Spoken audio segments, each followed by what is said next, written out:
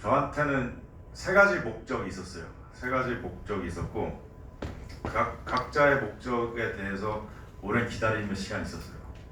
근데 이런 거는 이제 다 지나고 나니까 정리가 되는 거고 자기가 그 상황 속에 있을 때는 아무것도 보이지 않습니다. 정말 막막한 시간들이었는데 지나고 나니까 그게 다 기다림이었고 내가 무엇을 하고자 했던가가 명확해졌어요. 그리고 시간이 많이 지나고 3,000번이 됐네요. 네, 그 첫 번째는 이제 목적이라고 하면 농사인데 이게 2012년에서 2022년 동안 제가 기다렸더라고요. 10년을 제가 기다렸습니다. 저거는 무슨 말씀이냐면 상당히 상큼하게 생긴 사람이 나올 거예요. 별로 안 상큼한가요? 같은 사람이에요. 2000, 2006년도 사진이고 제가 외교부를 갓 들어가가지고 증명사진 찍은 기념, 기념하는 의미가 있는 그런 사진인데 당시에 저는 이제 국가 공무원으로서 어떤 민족 중흥의 사명을 띠고 한번 일해보겠다는 막 수지가 넘치죠. 막 얼굴에서 한번 해보겠다는 그런 신기 상태? 그때 제 사진을 찍은 거고 그래서 2006년부터 2012년까지 6년간 저는 외교부에서 근무했어요. 뭐 이런 다양한 저 뒤에 저 광화문도 보이고 하죠. 외교부 사무실이고 다양한 외교 활동들을 했고 나름 이렇게 큰 강연을 초대받아가지고 정재인이나 뭐 교포들이나 상대로 활동도 많이 했습니다. 외교부에서는 공보팀 유엔과 아프리카과 거쳤고 그 다음에 시드니에 가서 총영사관에서 정무경제형을 맡았어요. 그렇게 했다가 6년이 지나고 제가 관뒀어요. 이게 지금 2012년 8월쯤에 사표 내려갈 때 찍은 사진이에요. 저는 기록을 중시해가지고 인생 중요한 순간에 사진을 거의 다 남겨놨습니다. 근데 그리고 이것도 남겨놨어요. 이게 제가 외교부 전체에 보낸 사직 메일이에요. 딱 10줄인데 보통 이제 연세 지긋하신 대사님들 은퇴하시면 한 A4 10장 쭉 인사 말씀 하시거든요. 저는 이제 여기 그 쓰여 있죠. 의미를 찾아 떠나려 합니다. 태극권의 끝을 보고 싶고 농사를 통하여 환경을 지키고 가난한 사람들에게 희망을 주는 일을 해보고 싶습니다. 했고 저는 그대로 살았어요. 나가고 나서. 근데 이런 거죠. 이제 농사를 짓기 시작하는 거죠. 그럼 왜 농사를 짓느냐? 이게 중요한 질문이죠. 왜 도대체 저 사람은 외교부 그만두고 농사를 짓겠다고 했느냐? 아까 잠깐 나왔지만 대학교 때부터 뭔가 이 농사에 대한 로망이 있었어요. 왜냐하면 농사는 식량을 생산하는 거고 식량을 생산하면 최소한의 어떤 가난으로부터 벗어날 수 있지 않을까? 이런 막연한 느낌. 그리고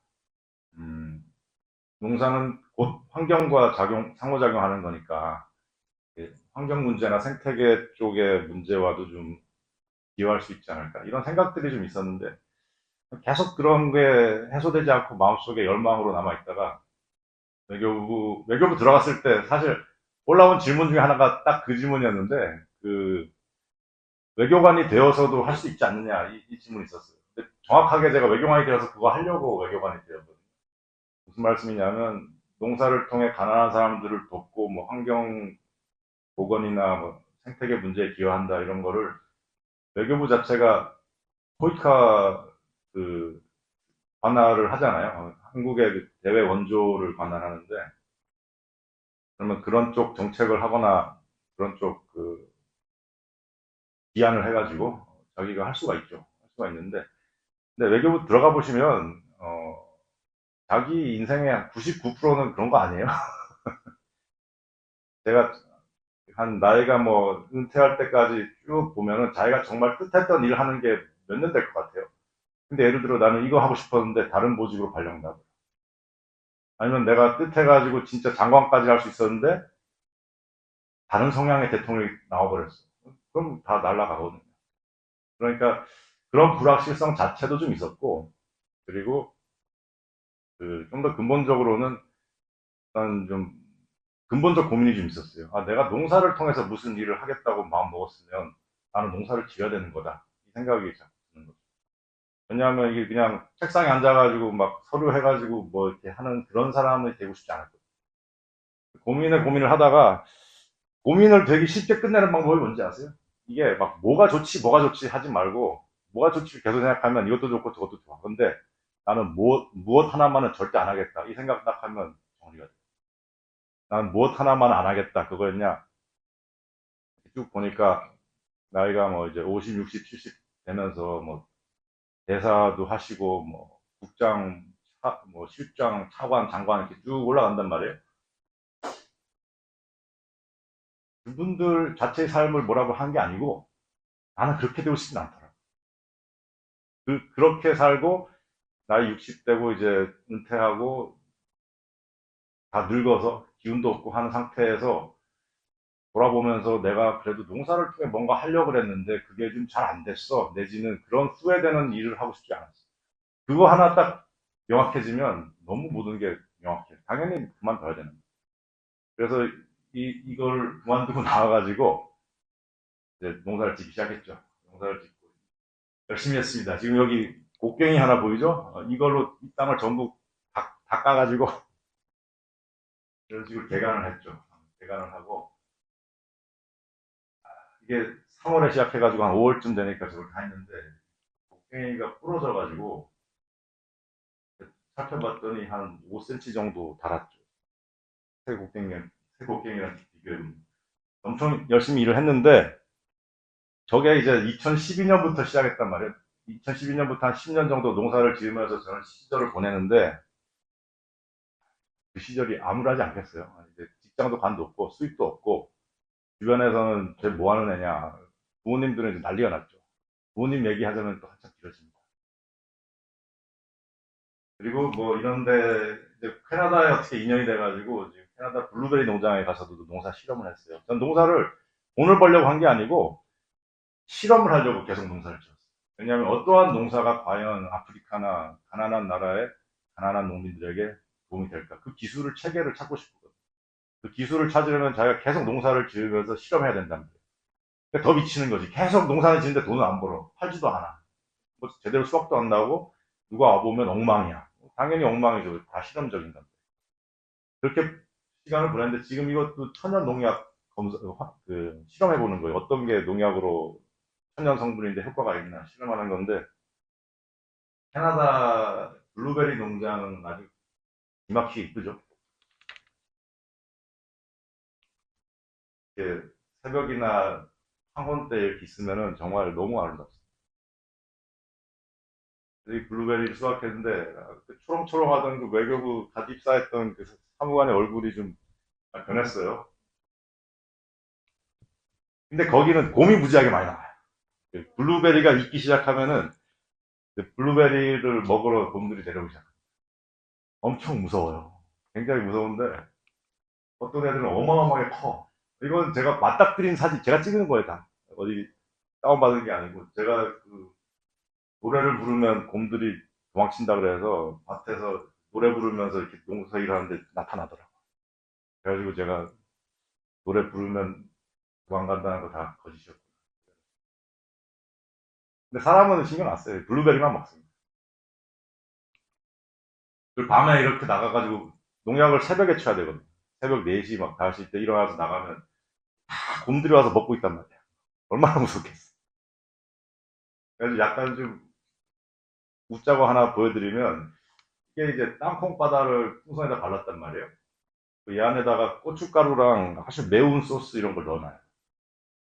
인터넷으로 검색해 보니까 저거를 이제 곰이 나타나는 데 놔두면 곰이 땅콩바다를 좋아한다면 냄새가 아주 고소하잖아. 그걸 먹으려고 딱 씹었다가 터지면 고춧가루랑 막 소스가 얼굴에 팍 튀면은 기겁을 해가지고 다시는 안 온다 이렇게 돼 있었어.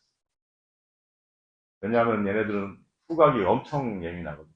그래서 그걸 또 콘돔에다 해야 된다고 이렇게 돼 있어가지고 이게 콘돔인데 저거 만든다고 막 앉아가지고 막 불다가 제 얼굴에서 터져가지고 그런 것도 그런 적도 있었습니다. 아무튼 이렇게 블루베리 농장에서 농사를 지었는데 그 쉽지 않았어요. 제가 땅 주인하고 어떤 약속을 이제 땅 주인이 어겨가지고 땅에서 쫓겨나는 경험을 한 두 번 정도 했거든요. 땅에서 쫓겨났는데 그때가 지금 이것도 이제 인생의 중요한 순간에 기록을 남겼다 그랬잖아요. 쫓겨나가지고 그 참울한 참담한 심정에서 셀카를 찍은 겁니다. 차를 타고 나오면서 그날 밤 이제 그 밴쿠버에 가면 핏 리버라고 강이 하나 있는데 그 앞에 차를 세워놓고 밤을 샜죠. 뭐 자다 깨다 했는데 굉장히 추웠어요. 그 다음에는 쫓겨나더라도 이불 하나 꼭 가져 나와야겠다 이런 생각했는데 그때 제가 그 불렀던 노래가 양희은의 상록수였어요. 그래서 차에서 노래를 부르면서 우는 거야. 지금 생각하면 정말 언제 그랬나 싶은데 그 울다가 저는 이렇게 말을 했어요. 막 고달프잖아요. 저는 뭐 좋은 뜻을 나름대로 세우고 외교부도 그만두고 이런 일을 하겠다고 마음먹고 나왔는데 너무 이제 힘드니까 제가 이렇게 말을 했어요. 하늘한테 제가 말을 했어요. 제가 무엇을 잘못했습니까? 그렇게 말을 했는데 답이 없죠 당연히.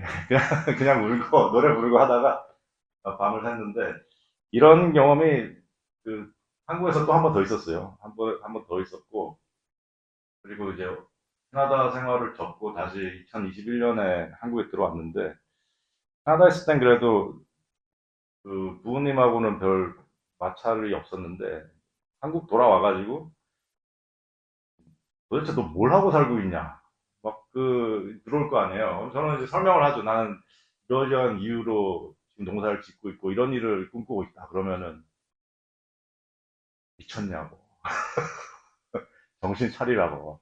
아버지 어머니 입장에서는 그러실 만 하죠. 저는 뭐 두 분에 대해서 아무 그런 원망 없어요. 당연히 그렇게 하실 수 있는데 하지만 너무 이렇게 소리를 지르시고 너무 막 가끔 싸대기를 때리고 이러시니까 아무튼 이게 지금 2021년 3월에 한국에서 아버지가 집에서 나가라 그래가지고 인생의 중요한 순간에 셀카를 찍어야 되니까 집을 나와가지고 찍은 거예요.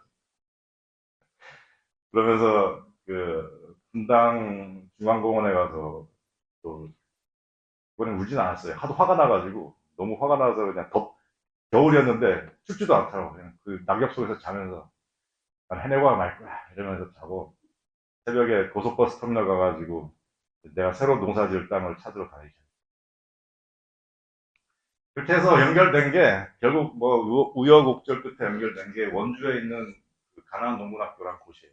저는 운이 되게 좋았죠. 이분이 굉장히 친절하게 이제 맞이해 주셨고 얼마든지 우리 땅에서 당신이 생각하는 그런 농사를 실험해라. 근데 사실 땅이 엄청 남아돌아요. 여러분 시골 가시면 땅 엄청나게 남아돌아요. 아무도 농사 짓는 사람이 많지 않기 때문에 땅이 많습니다. 아무튼 이분이 학교에서 이제 허용을 해주셔가지고 제가 여기서 한 2년 있으면서 또 농사를 지었어요.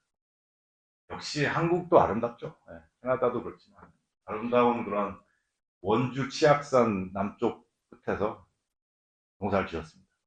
산이 엄청 험해요.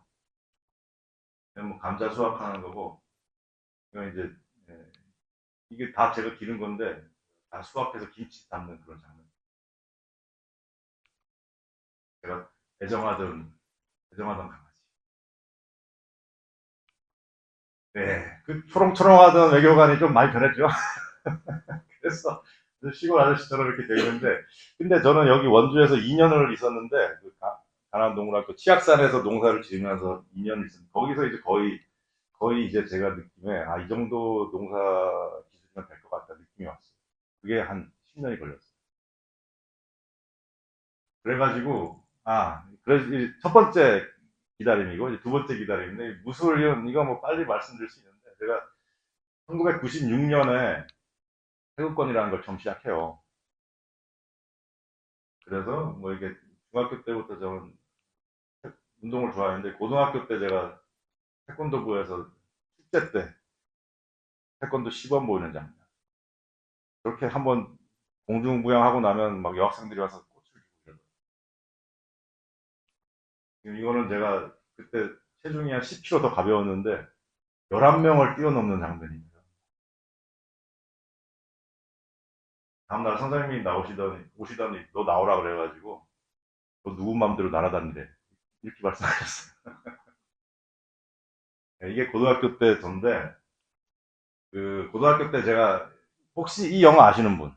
이 영화 아무도 몰라요? 삼촌이 아니라 아버지를 해야 될 것 같아요. 이 영화는 1992년에 나온 동방불패, 그리고 임청아라는 배우죠. 저는 이분을 보는 순간 심장이 멎었어요. 그리고 이분에 대해서 조사를 하면서 나이가 그때 40이셨는데 저는 고등학교 1학년이고 어떻게든 이분하고 결혼해야겠다고 결심했어요. 이런 장면들, 이런 게 있어요.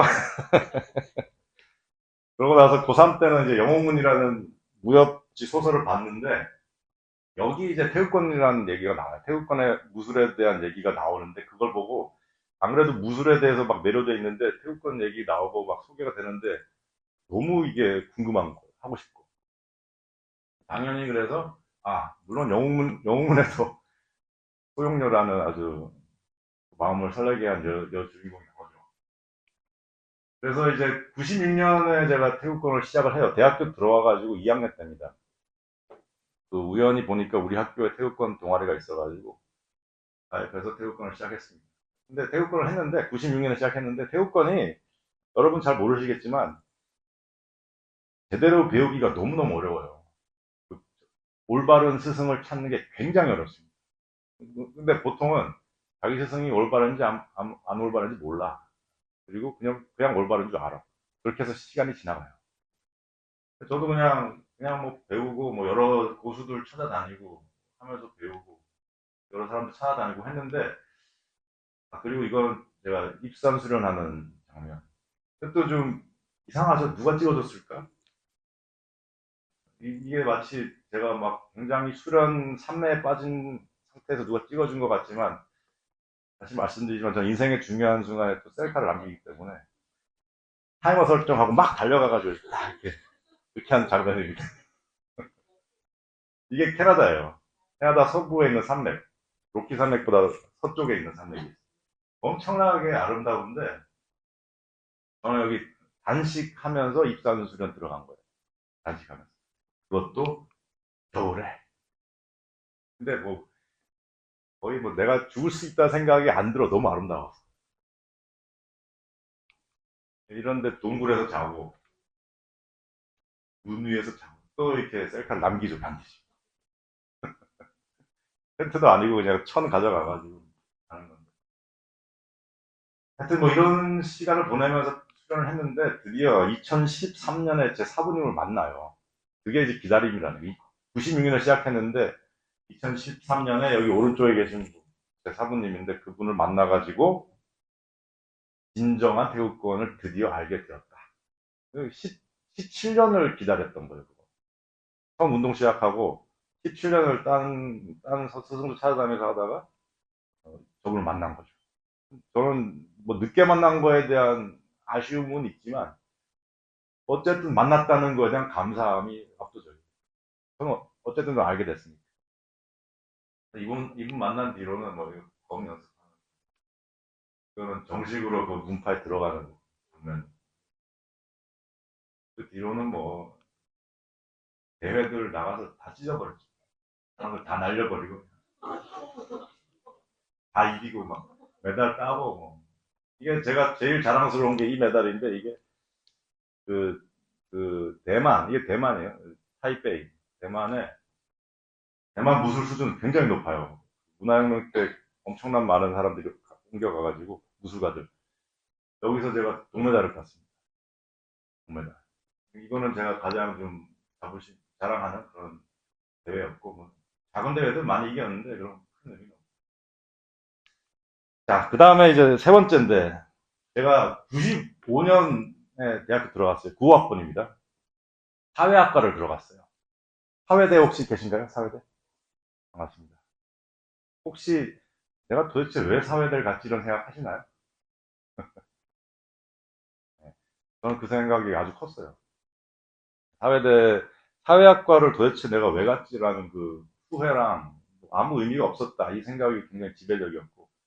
그 생각 나중에 뭐 농사 짓고 이러니까 또 더 관계가 없고, 교육권이랑 관계가 없고, 그냥 내 인생엔 내가 사회학과를 왜 갔지 하는 생각, 사회학과에서 저는 술 먹은 기억밖에 없어요. 맨날 술 먹고.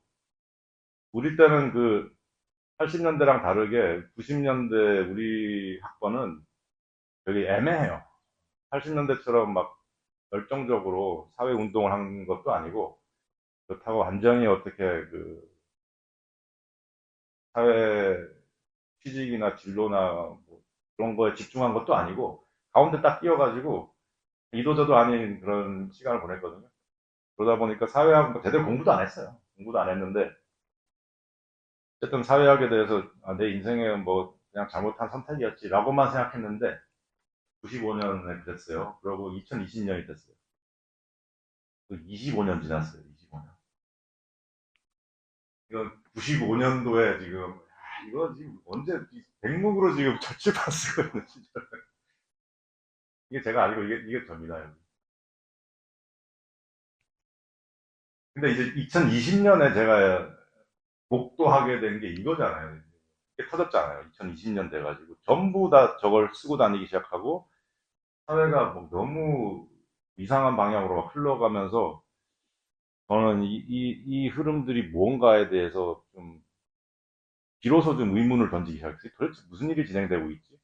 하고 공부를 하기 시작했고 그러다가 이렇게 뭔가 기막히게 백신이라는 결론으로 유도되면서 에, 해피엔딩처럼 끝나는 이 각본. 그래서 책을 좀 봤는데 이런 책들을요 우리나라에서 소개도 안 된 것 같지만 로버트 케네디가 누군지 아시죠? 주니어입니다. 지금 대통령 선거 나오려고 무소속으로 그 미국의 그 정치판에서 고군분투하는 분이신데 이분이 존 F 케네디의 조카죠. 존 F 케네디의 동생의 아들인데 존 F 케네디도 총으로 맞아서 돌아가셨고 이분의 아버지도 총에 맞아 돌아가셨어요. 제 느낌에는 저분은 이제 두려울 게 없는 것 같아요. 제 느낌.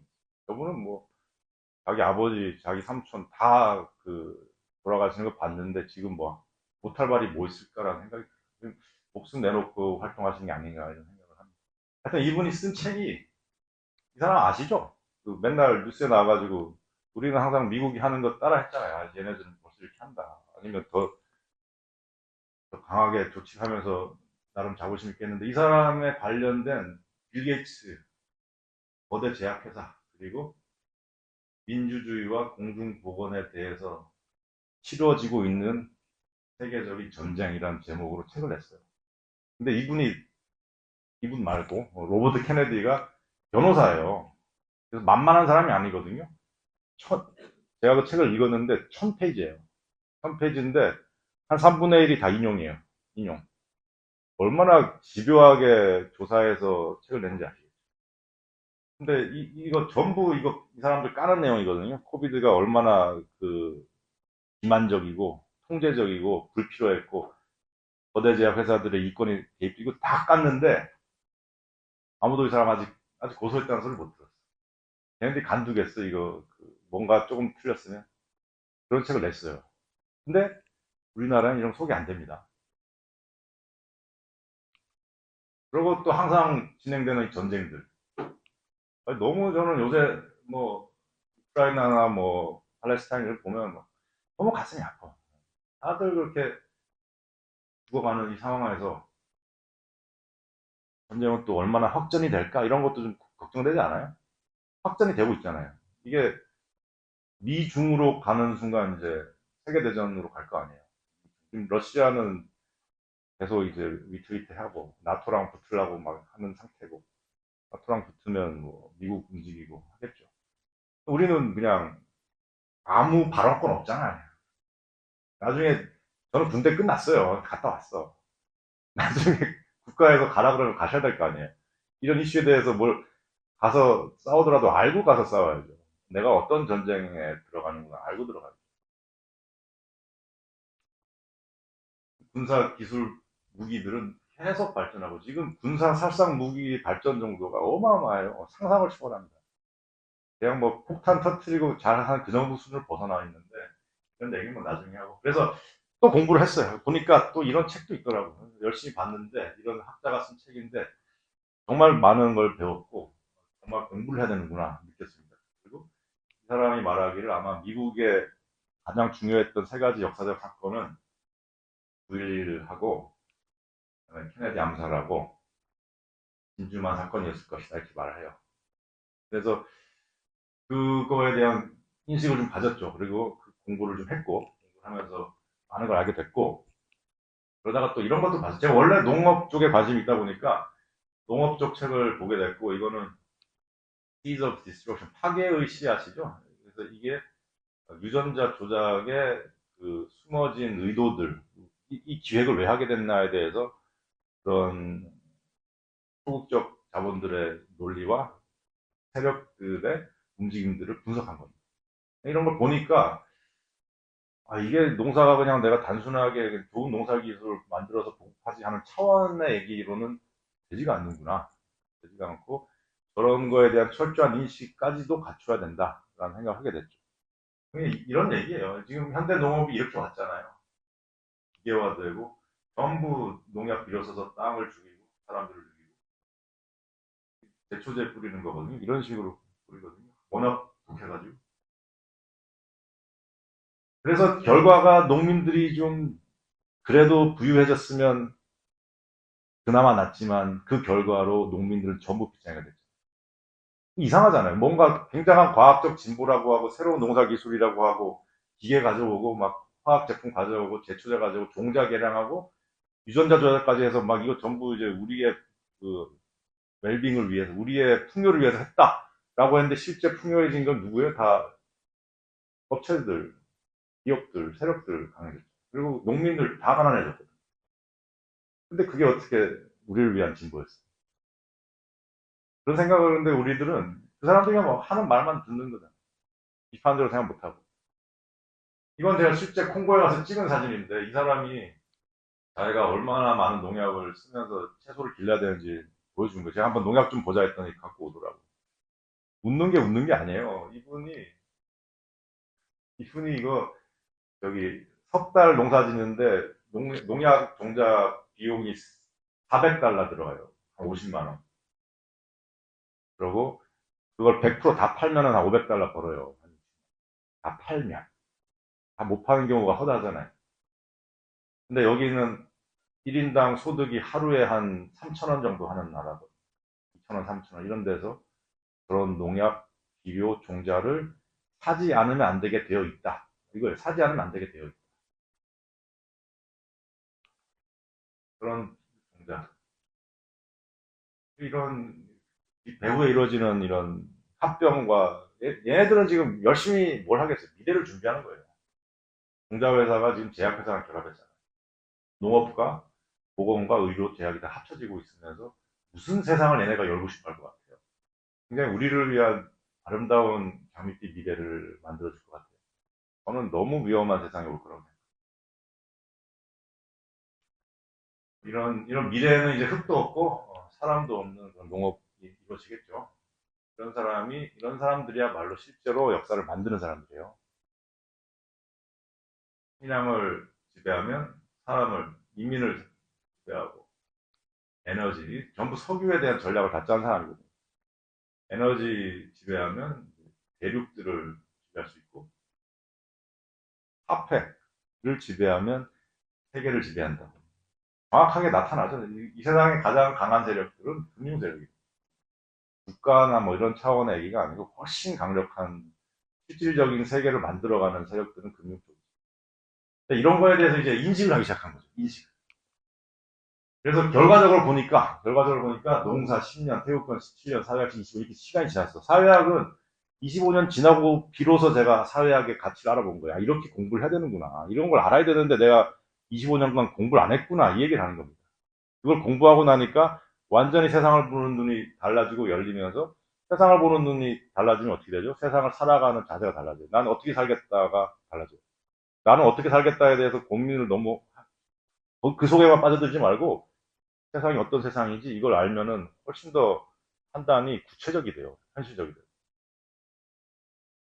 근데 이 농사 10년이라는 게 저는 가장 힘들었거든요. 이거 뭐 태극권이야 뭐 기다리죠. 뭐 직장도 다니고 뭐 하면서 기다리고 사회학이야 뭐 그냥 내가 스스로 공부 안 했으니까 기다렸다고 할 수도 없는데 농사는 정말 힘들었어요. 10년 동안 수입 없고 뭐 그냥 야인이야 야인. 아무 소속도 없고 몇 번 이제 취직해서 일한 적은 있어요. 몇 번 그런 적도 있고 그랬는데 그때 제 심정은 이거예요. 뭐 잘못 나온 게 아니고 이겁니다. 이게 암흑 암흑. 10년 동안 이런 느낌이었고 내가 그냥 막연한 내 꿈만 가지고 그냥 계속 했어. 지금 생각하면 못할 것 같은데 그때 그냥 그냥 별 의문 없이 했어요. 근데 10년이 지났어요. 10년이 지났더니 이게 바뀌어요. 이렇게 저 끝에 빛이 보이더라고요. 저 끝에 빛이 보여. 그래서 저는 이런 부분들은 인간의 영역을 벗어난 것 같아요. 어떤 하늘의 어떤 움직임이나 뭐 신의 축복이거나 그런 쪽에 은혜거나 이런 것 같아요. 왜냐하면 이때 10년이 딱 지나고 제가 원주에서 농사 실험 마무리하면서 이 정도면 되겠다 싶었더니 코이카 프로젝트가 탁 나타난 거예요. 이렇게 코이카 프로젝트. 우간다 미케나 지역 지속 가능한 친환경 농업 역량 강화 프로젝트 공산. 코이카 프로젝트 무지 많아요. 다양해요. 근데 하필 딱 제가 가장 잘할 수 있는 그 프로젝트가 입찰에 떠가지고 제가 그 입찰에 요 기관 소속으로 들어가가지고 낙찰이 됩니다. 낙찰이 되죠. 낙찰이 돼서 사업을 따서 코이카 예산으로 우간다로 가게 됩니다. 이게 제가 말하는 그 터널의 빛이었어요. 저 사업이 저를 암흑에서 빼준 사업이에요. 이게 이제 우간다 처음 가가지고 주민들한테 막 농사기술 설명하잖아요. 긴장감 뭐죠, 이거? 긴장감. 근데 주민들이 우습게 보잖아, 나를. 뭐야, 저거 와가지고. 나는 평생 농사 지었는데 저 아시아 한국에서 왔다고 원조하러 왔으면 돈이나 주지 뭐 하는 거야, 뭐 이런 자세. 근데 저는 이때 있잖아요. 제 인생에 정말 너무나도 긴장되고, 너무나도 아슬아슬하고, 그리고 창의성이 가장 폭발하는 기간을 보냈어요. 며칠간. 왜냐하면 저 때 제가 저 프로젝트를 성공 못 하잖아요? 10년이 날아가는 거야. 안 그러겠어. 10년 동안 저거 하려고 외교부 사직 메일에도 나 아프리카 가서, 가난한 데 가서 사람들 돕는 농사, 환경 살린 농사 하겠다 했잖아요. 10년 준비했어. 아프리카 갔어. 근데 안 돼. 그러면 어떻게 되겠어요, 그 느낌이. 저 때 저는 거의 꿈속에서도 프로젝트만 생각했어요. 계속 그 생각만 하고, 기술적 디자인부터, 주민 조직부터, 프로젝트 운영부터 계속 그 생각만 했어요. 그래가지고, 이런 거죠. 그 강의하는 것도, 그때 사진 보면 엄청 긴장감이 감돌아요. 주민들한테 강의하고, 기술 가르쳐주고. 이런 게 제가 가르쳐준 기술들이에요. 완전히, 보면, 보면 아시겠지만, 돈이 들지 않는 농사예요, 전부. 대기업들이 만든 제품을 사지 않아도 되는 농사. 농약, 비료, 종자 사지 않아도 되는 농사. 그런 것들만 제가 집중해서 계속 연구하고 개발하고 기술로 정리를 했거든요. 그거를 이제 가르치기 시작한 거예요. 적정 기술이라고 그러잖아요. 이런 것도 그냥 농사는 아니지만 로켓 스토브 이런 거 도입하고 벽돌 만들기 기술, 적정 기술을 도입하고 그랬더니 결과가 어땠겠습니까? 결과는 수학으로 말한다죠. 수학. 여러분 혹시 뭐 농업 관심 있으실지 모르겠는데 농업 하시잖아요. 유기농이나 뭐 자연농업이나 여러 가지 농사들 많은데 대부분 이렇게 말할 거예요. 여러분이 이제 농업 시작해서 유기농을 시작하시면 흙이 좋아질 때까지 한 5년 정도는 뭐 크게 수확은 안 느는데 나중에는 좀 흙이 좋아지면서 결과가 잘 나옵니다. 이렇게 말해요. 포이카 프로젝트 1년 반짜리 프로젝트. 가가지고 농약 비료 쓰는 농민들한테 아, 유기농이 좋은 거니까 한 5년 뒤쯤까지 좀 참아보세요라고 말할 수가 있을 것 같아요. 절대 안 됩니다. 가서 그 해 바로 결과 딱 나와야 돼요. 수확량으로. 그거 했잖아요, 지금. 수확량이 늘어난 상태입니다. 그래서 그 농민들 인터뷰를 했더니 실제로 한 1.5배 늘었다부터 2배 뭐 이런 얘기도 하고 가끔 3배까지 막 말하는데 하여튼 엄청나게 늘었어요. 제가 아까 말한 그 기술 수확이 늘고 농약비료 사용량 줄어들면 비용이 줄어들고 자기 돈 쓰는 비용이 줄어들고 근데 흙은 계속 좋아져. 흙이 좋아지기 때문에 수확이 느는 거예요. 흙이 좋아지기 때문에. 그러면 게임 끝난 거예요 이제. 승리. 유윈이에요 유윈. 그렇게 하면 돼. 그죠? 저는 황홀했죠. 했구나. 내가 했구나. 이런 것도 이제 양계장도 기술 새롭게 가르쳐줘서 했는데 엄청 잘 됐어요. 엄청 잘 됐고. 이건 그 우리 프로젝트 했던 마을에서 지금 호박이 너무 막 생산이 많이 돼가지고 케냐로 이제 수출한다는 자랑을 하면서 보내준 거예요. 그래서 제가 프로젝트 끝났거든요. 프로젝트 끝났는데 저는 이제 우간다 가끔 가니까 다시 프로젝트 했던 마을에 들어갔어요. 들어갔더니 이제 마을 주민들이 막 제가 왔다고 환영하면서 닭을 주는 거예요. 지금. 고맙다. 근데 왜 주겠어요? 수학이 늘었고 자기들이 혜택을 봤으니까 주는 거죠. 만약에 제가 가르쳤는데 망했어. 그럼 제가 가면 돌 던지겠죠. 싫어할 거 아니에요. 근데 갔더니 닭을 주네. 또 닭을 주더라. 또 닭을 주고. 또 닭을, 이거 바나나까지 주고. 또 닭을 주고. 또 닭을 줘. 가는 데마다 다 닭을 줬어요. 그래가지고 저는 여기는 뭐 너무 자신감이 생겼어요. 아, 이렇게 내가 생각하는 농사 기술 체계 되는구나. 그럼 이제 치고 나갈 일밖에 없다 생각했어요. 그래서 코이카 사업을 이제 안 해도 되겠다. 코이카 사업을 앞으로 더 하자가 아니고 코이카 사업 이제 안 해도 되고 그 뒤로는 제 사비로 다 다녔어요. 자, 그래서 기다렸잖아요. 오랫동안 기다렸는데 2022년이 됐더니 코이카 사업이 터널 끝에 피처럼 이렇게 나타나가지고 밑으로 나갔더니 그동안 암흑 속에 있던 세월이 헛되지 않았더라. 이게 이제 온 거예요. 그래서 이때부터 그냥 폭주 기관차처럼 이제 활동하는 거지, 그냥. 자신. 그게 이제 이런 것들이. 제가 엄청난 현장 친화력이 있다는 걸 발견했어요. 현지인들이 못 먹는 것도 먹고, 현지인들보다 더 잘 춤추고, 더 잘 술 먹고. 이건 나이지리아에서, 이것도 제가 제 돈으로 간 거예요. 이 친구가 현지 있는데 타투가고, 나이지리아 가고, 탄자니아 가고, 이디오피아 가고, 이디오피아 커피입니다. 원래 커피.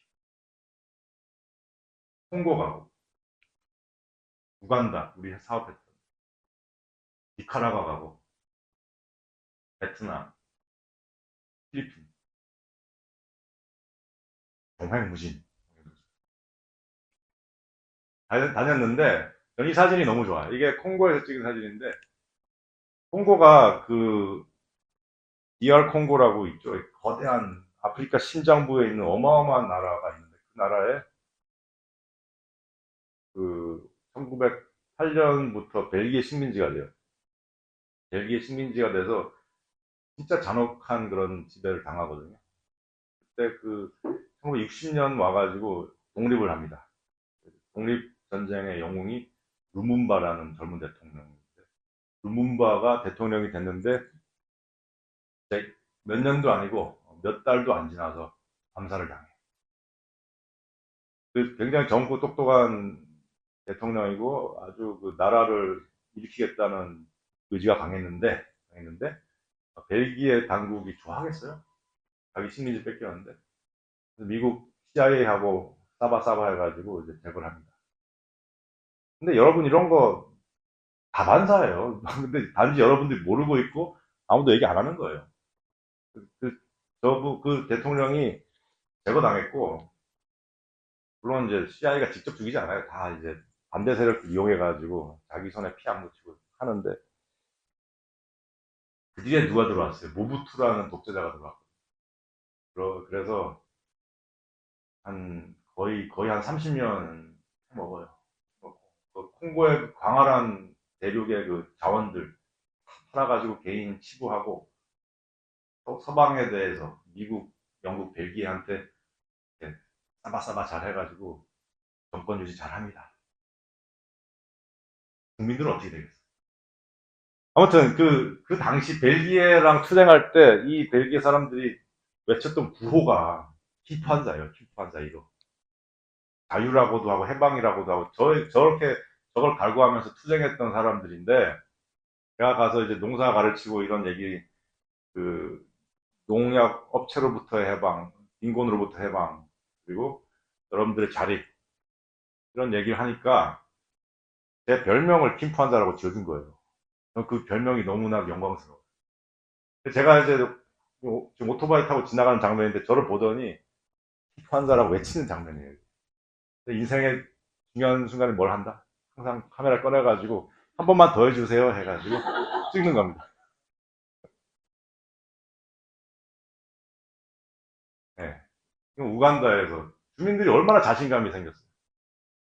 맨날 우리 아프리카 그러면 막 못 먹어가지고 막 굶어서 가난하고 막 뼈 앙상하고 이런 애들 보여주면서 기부하라 그러잖아요. 뭐 10분 뒤에는 이 친구가 없을지 모릅니다. 이런 끔찍한 말을 하면서 돈 내라고. 무지 싫어요, 그런 거. 아프리카의 자신감과 힘, 주체성을 보여줘야만, 그걸 믿어줘야만, 힘을 실어줘야만 그 사람들에게 희망이 있는 거 아니에요? 또 뭐 하여튼 무지하게 많이 했어. 강연 다니고 가르치고 뭐 다 했는데 근데 저는 이제 가르치다가 나중에 내가 뭐 전 세계 다 돌아다닐 수도 없고 그 온라인으로 이런 걸 좀 전파하자 해서 홈페이지를 만들었고 제 농사 매뉴얼을 다 다운받을 수 있게 해놨어요. 전 제 가르침을 다 무료로 열었습니다. 그, 그 농사 기술들 뭐 아까 보신 기술들 다 정리해가지고 무료로 열었습니다. 그냥 다운받아라. 다운받아.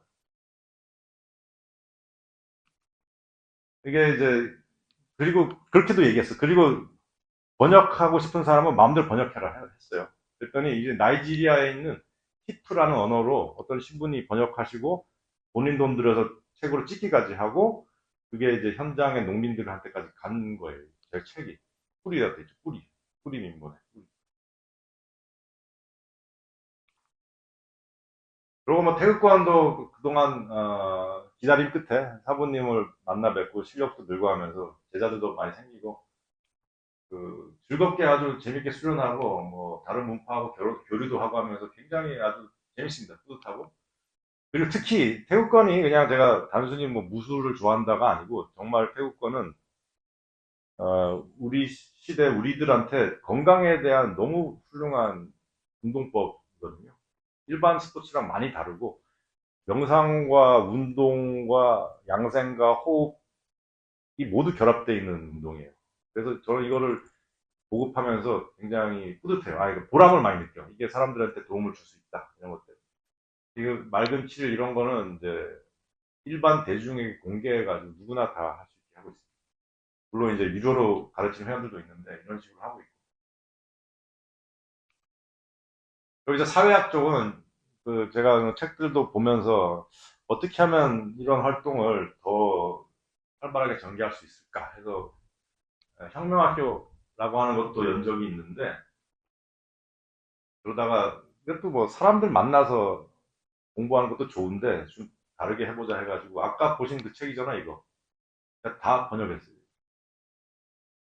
번역 요약했어요. 그냥 번역하면 저작권 걸리겠죠. 근데 요약본으로 아주 짧게 만들어서 한 5분의 1 정도 수준으로 만들어가지고 이것도 다 무료배.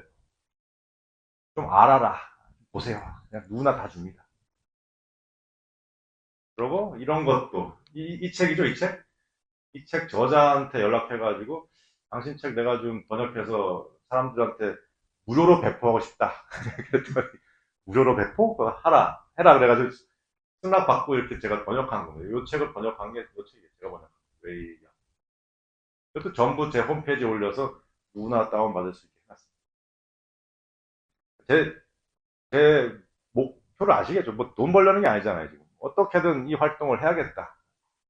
외교부 나오면서 생각했던 그 일을 이루겠다. 이렇게 해서 계속 하고 있습니다. 근데 나중에 묘하게 다 만나더라고요. 다 만나가지고 농사는 땅을 살리는 것이고 또 가난한 사람들을 살리는 것이고 체육관은 또 몸을 살리는 거고 사회하고 세상을 살린다. 이게 묘하게 다 통하는 이야기를 하고 있더라고요. 세 개인 것 같지만 또 하나가 있고 이런 느낌으로 다가왔습니다. 그러면서 뭐 다양한 활동을 많이 했는데 뭐 정말 좋은 사람들도 많이 만났고 많이들 힘을 실어주셨고 우프 코리아라는 것도 지금 올려놨는데 혹시 우프 들어보셨어요? 이런 활동도 제가 하고 있습니다. 유기농 농가, 제가 유기농 농가고 저한테 와가지고 농사도 직접 체험하면서 배울 수 있는 그런 활동이고 슬로건도 멋있죠. 저를 이사로 모셔갔어요. 또 이런.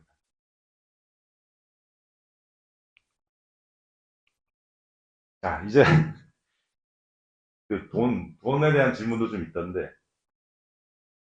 보시죠. 돈으로부터 해방. 이게 가능이나 한 소린가요? 자, 보세요. 돈이 없는 처지에 절망하는 이는 있어도 돈을 벌어야 하는 운명에 분노하는 이는 없다. 이게 제 느낌. 안 그래요? 돈을 여러분들 포함해서 우리 사회 전체 다 나 돈이 없어서 죽겠다. 아니면 걔는 돈도 못 벌었으니까 무능하다.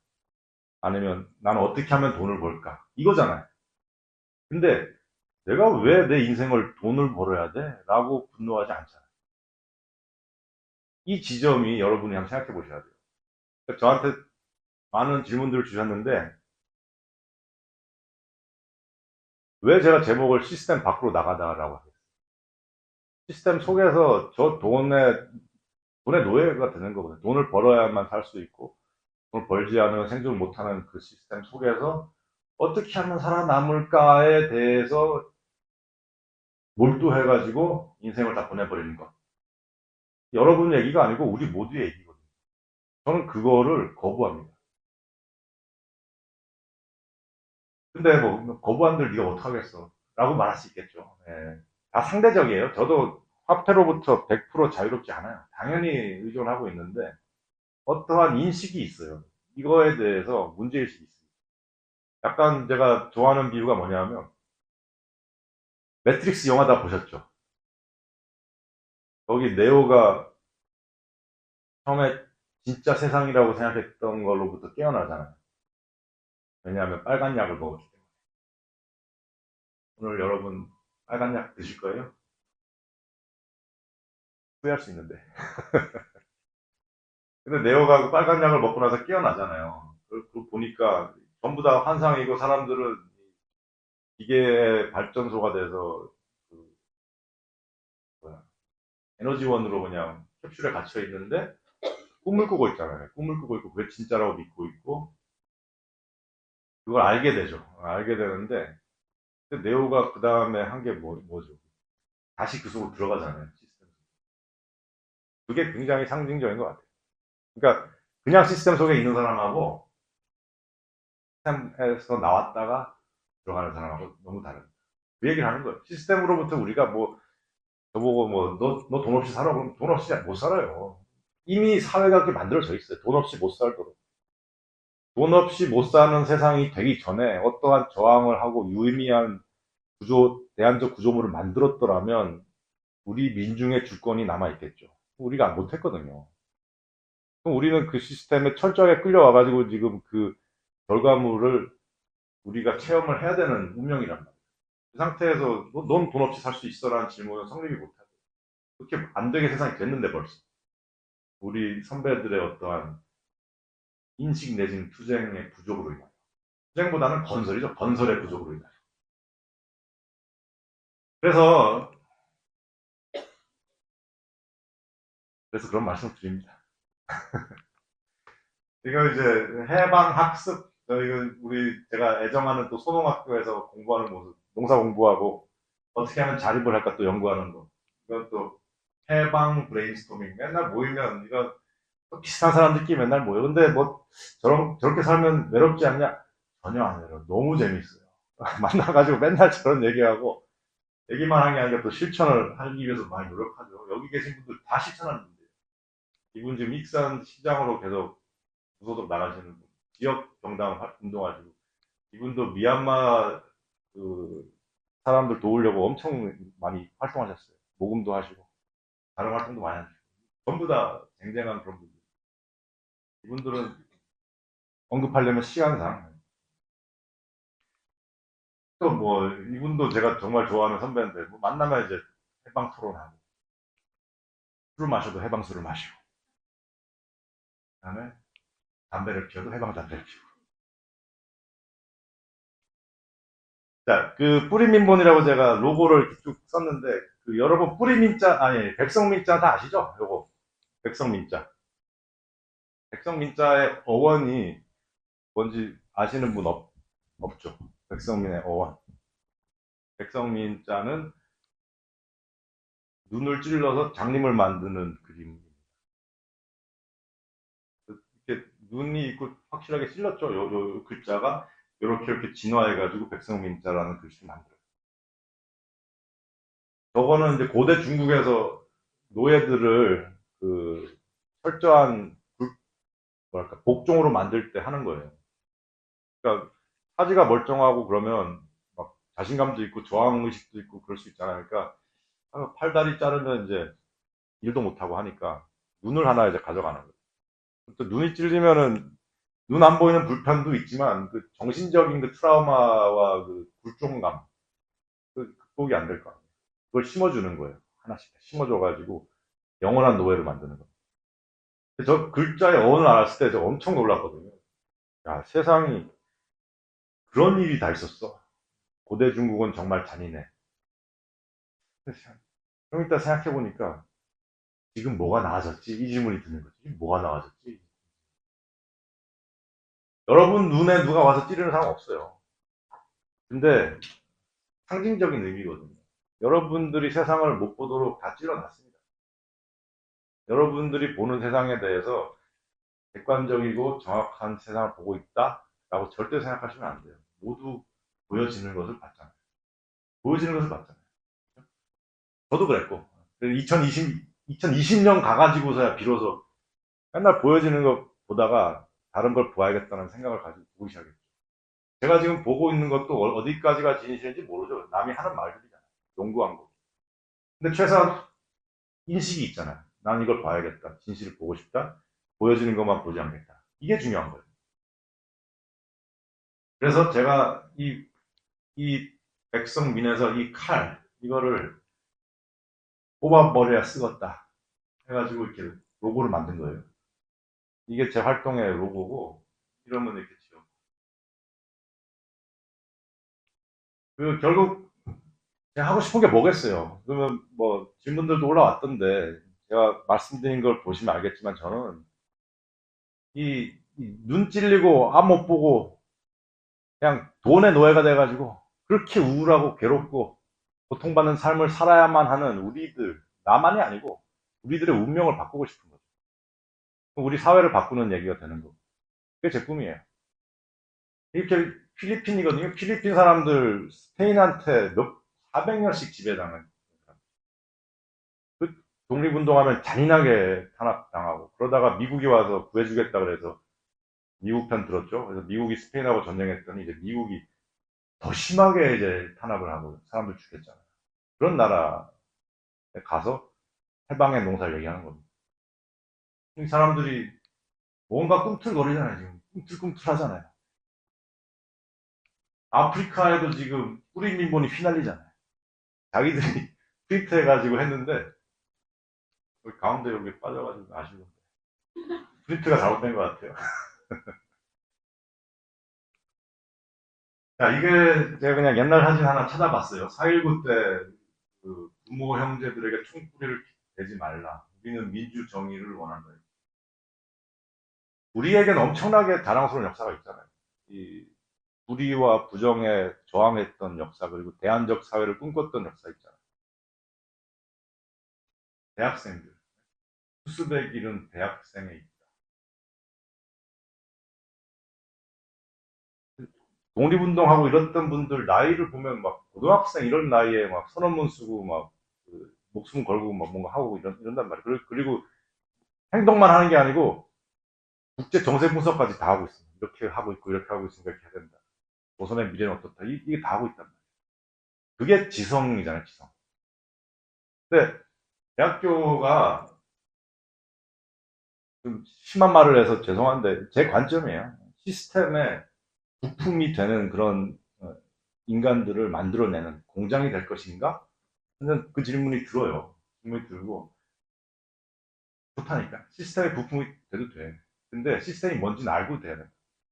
내가 기업에 들어가고 싶어. 내가 무슨 일을 하고 싶어. 근데 그게 어떠한 삶을 의미하는지, 그 기업이라는 것이 이 세계에서 어떤 역할을 하고 있는지, 그러면 그 세계라고 하는 이 국제 경제 체제는 어떻게 이루어져 있고, 그 속에 있는 금융 세력들을 비롯해서 엘리트들은 어떻게 움직이고 있는지, 전쟁은 왜 일어나는지 알아야 된단 말이야. 그 모르고 그냥 들어가면 자기도 모르게 여러분의 형제자매, 민중들을 피 빨아먹는 시스템에 들어가서 일조하게 돼요. 일조하게 될 거 아니에요. 알아야지, 그럼. 대학교, 지성의 산실로서 대학. 정의를 수호하는 마지막 보루, 대학.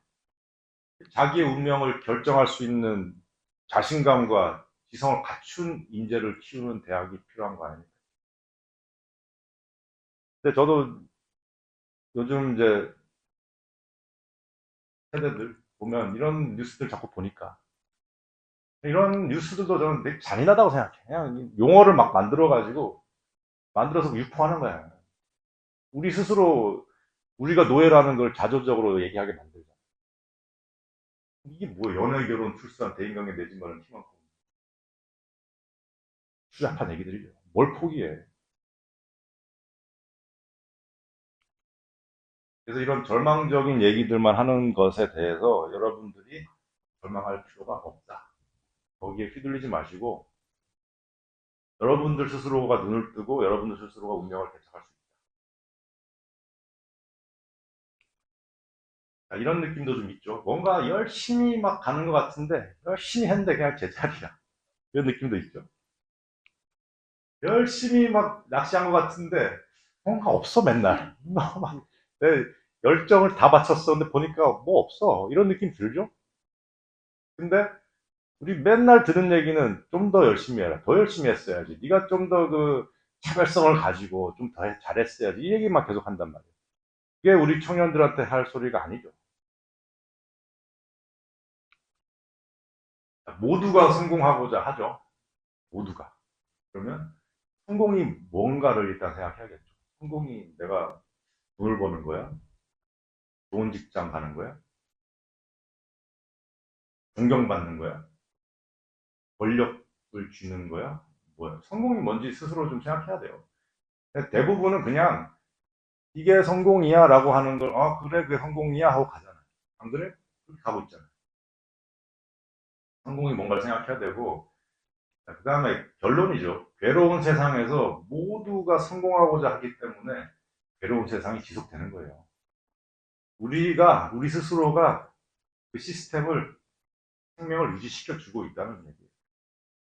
죽겠잖아, 지금. 뭐, 취직부터 해서, 뭐, 돈부터, 집부터, 결혼부터, 뭐 죽겠는데, 그 죽겠는 속에서 어떻게든 나는 그래도 살아남고 싶어서 살아남으려고 하는 그 노력이 그 죽겠는 상황을 계속 만들어가고 있다는 거예요.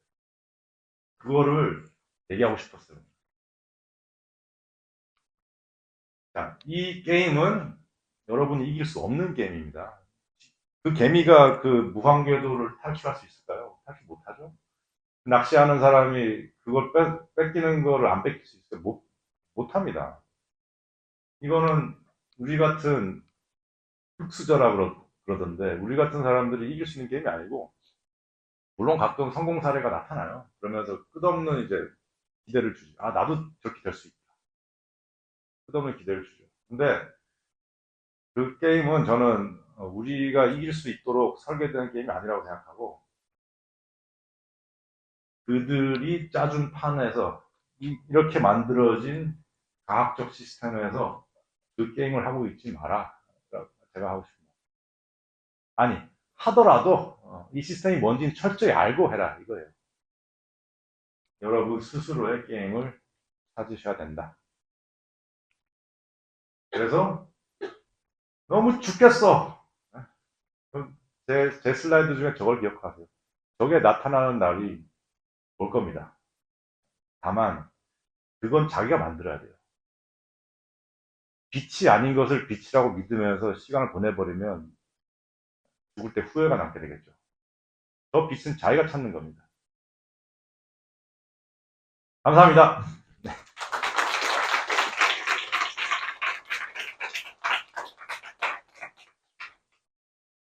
인생을 1시간에 요약하라 그래서 너무 힘들었는데 10분이 좀 오버됐네요. 네. 편하게 좀 말씀 나눴으면 좋겠어요.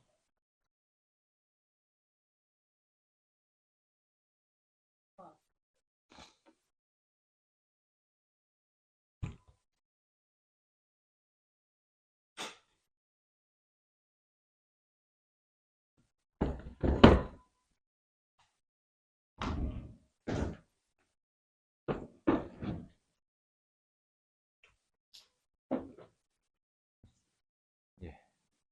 어떠셨어요? 제가 추천할 만 했나요? 다행이네요. 사진을 뒤에서 엄청 찍으시더라고요. 네.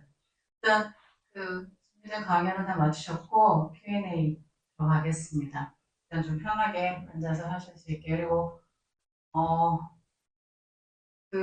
몇 가지 질문을 받았는데 지금 정학성에서 일이 생겼는지 사전 질문을 먼저 받아가지고 그 중에 가장 많은 사람들이 궁금해하는 것들은 정리를 해서 질문을 주기로 했는데 이따 오면 진행을 하기로 하고, 일단 오늘 여기 오신 분들이 얘기 들으면서 아니면 그 외에 본인의 질문 기타 등등 여러 가지 어떤 질문 상관없나요? 뭐든지.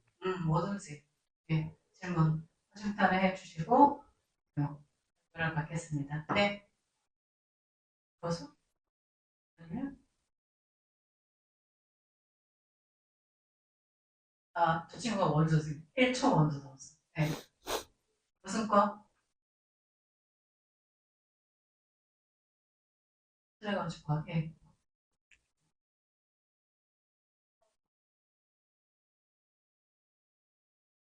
아예 굉장히 다양하고요.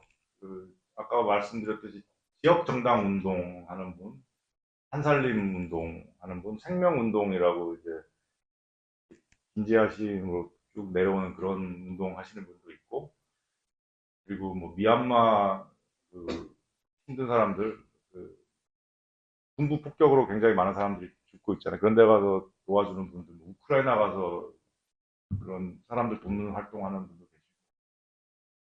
계시고, 또 직접적 이 실제 정치에 나가겠다고 하는 사람들도 있고, 그리고 문화예술 쪽으로 활동하면서 하시는 분도 있고, 지역 지역 살리기 운동하시는 분도 있어요. 지역별로 다니면서 마케팅 컨설팅도 해주시면서 그렇게 하는 분도 있고, 뭐 농업 운동 저랑 비슷하지만 또 이제 도시농업 운동 하시는 분도 있고, 뭐 무지하게 많아요. 무지하게 다양하고. 특별히 관심 있는 분야가 있나요? 사실은 이제 우리가 일종의 좀 집단 최면 내지는 콤플렉스가 있어요. 뭐냐면 인생의 목적이랑 꿈이 뚜렷하지 않으면 뭔가 문제가 있다라고 생각하거든요. 근데 그거는 사실 이상한 얘기거든요. 그냥 사람은 그냥 사는 거예요. 살고 뭐 옛날 조선시대부터 시작해서 그냥 뭐 농사 짓고 하다 죽든지 뭐 양반이 돼가지고 그냥 과거 들으라고 하자 죽고 그게 사는 거거든요. 그냥 뭐 그러면서 삼강 오륜 지키고 뭐 하면 그냥 인간답게 사는 거야 이렇게 하는 건데, 이상하게 우리 시대 와가지고는 꿈과 어떤 목적이 없으면 무슨 뭐가 부족한 인간인 것처럼 계속 우리한테 얘기를 하잖아요. 그것도 일종의 세뇌인데 자기가 원하면 자기가 꿈과 목적 가지면 돼요. 자기가 원하고 자기가 하고 싶은 게 있으면 하면 되는데, 없는 게 이상한 게 아니고 있는 게 이상한 거예요. 이상하잖아요. 내가 인생에 뭘 하겠다. 어느 것도 좋은 것도 아니고 나쁜 것도 아니고 그냥 그런 거예요. 그냥 그런 거고, 다만 저는 이제 오늘 하는 말은 그거예요. 목적을 가지고자 노력할 필요도 없지만 안 가지고자 노력할 필요도 없고, 생기면 생기는 거고 안 생기면 안 생기는 건데, 그런데 다만 세상이 어떤지는 공부를 해야 된다. 그걸 공부하다 보면 자기 마음속에 어떤 움직임들이 나타날 수가 있어요. 근데 만약에 그냥 소위 말하는 시스템 속에서 여러 성공한 경로들만 보면서 내가 나한테 무슨 메뉴 고르지 어느 걸 해야지 근데 딱 고르고 나서 아 이게 내 꿈이었어라고 소급 적용하면 그건 법리에 어긋나죠. 그러니까 일단 그냥 편하게 마음 편하게 가지고 뭐 자기가 원하는 게 그래도 나는 저 시스템 속에서 돈 잘 버는 게 중요해. 그렇게 하시라니까. 하시는데 문제될 거 없어요. 근데 다만 이 세상이 어떤지에 대한 사회학적 공부가 필요하다. 예, 예. 그 농사에 대해서는 그 그냥 되게 그냥 계속 해야겠다는 생각밖에 없었어요. 그냥 아니, 그러니까 별 질문이 없었어요. 그냥 나는 그냥 해야 되고 하는 거야라는 생각밖에 없었지. 뭐 이게 될까 안 될까를 별로 생각했던 적은 없는 것 같고 그냥 제 개인적인 어떤 성격이나 뭐 그런 것 같아요. 당연히 질문할 수도 있지만 별 질문이 없었고 그냥 아, 어둡다, 춥다 이러면서 가는 거죠. 갔는데 그 도중에 근데 돈이 없으니까 여기 뭐 농업개통 시민단체 농업개통 그런 민간 회사에서 일한 적은 있어요. 일했었고 한 3년 일했고 그 외에는 그냥 저 번역해서도 돈 벌기도 하고 아니면 그 노가다 노가다 해가지고 제일 간단하거든요. 뭐 해서 돈도 벌고 그리고 부모님도 좀 도와주셨어요. 부모님도 도와주셨고 이 정도가 제가 수입을 얻었던 그리고 제가 모아놨던 거 다 까먹고 그 포함해서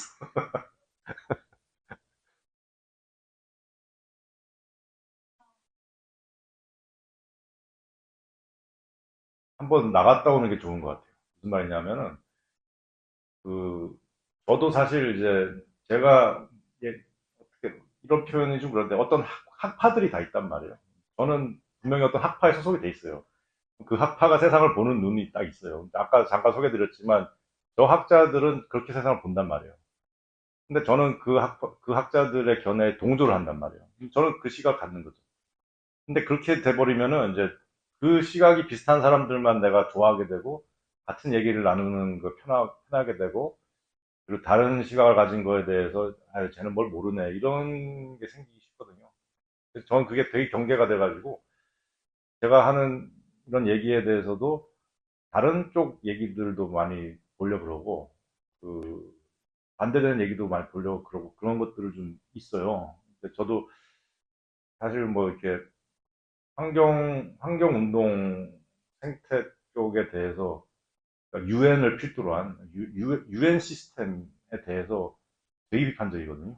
유엔의 기원이나 의도나 이런 것들에 대해서 알기 시작하면서 그렇게 됐는데, 그러니까 예를 들어 그런 것들을 모르면 그냥 그 속에 빠져가지고 우리가 굉장히 뭔가 환경은 정의로운 거 좋은 거잖아요. 그런 얘기 하고 있는데 계속 답답함이 생기거든요. 그럼 약간 나와가지고 다른 견해들이 뭐가 있는지 좀 편한 마음으로 둘러보고 내 주장을 내려놔도 되잖아요. 내려놓고 살펴보고 둘러보고 산책 좀 하고 이렇게 하면 되지 않을까 싶어요.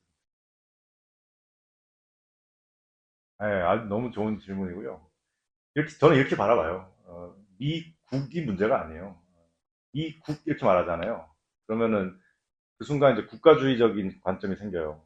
근데 저는 국가가 가장 중요한 행위자는 아니라고 생각하고, 그리고 미국이라는 나라가 뭐 아까 말했지만 콩고에 누굴 죽이고 뭐 저기 체게바라를 죽이고 많이 죽였잖아요. 뭐 이런 걸 했어. 그러니까 미국은 나빠. 이게 되게 너무 단순한 생각이거든요. 무슨 말이냐면 모든 제국은 그렇게 행동해요. 모든 제국의 보편적 행동이지 미국의 행동이라고 볼 수 없고 그거는 권력의 속성이라고 봐야 되는 거죠. 그러면 아니 미국이 아니라 중국이 잡으면 마치 어떤 사람들은 아 러시아가 대단한 해방의 뭐인 것처럼 얘기하고 중국이 대안적인 뭐라 생각 더 살벌한 세계 제국의 잔인한 통치를 할 거라고 100% 확신하거든요. 그러면 미국의 문제라고 바라보면 벌써 안 된다는 거예요. 미국이라 보지 말고 권력의 속성이 뭐고 제국의 속성이 뭐고 그러면 그런 권력과 제국이 지배하는 우리 세계 시스템이 뭔가 이렇게 바라봐야 되는 거예요. 그래서 미국이라고 딱 질문하셨지만 정확히 말하면 미국을 지배하는 그 소수 엘리트들이 어떻게 세계를 움직이고 있느냐. 그 엘리트들은 아까도 말했지만 금융을 필두로 한 최고 강력한 세력, 구체적인 얘기예요. 뭐 막연한 누구를 얘기하는 게 아니고 구체적으로 그렇게 움직이고 있는 그거를 파악해야 됩니다.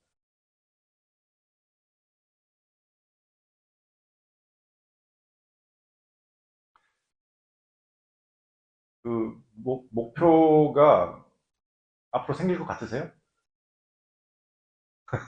모르잖아요, 그죠? 지금은 없는 것 같고, 그죠?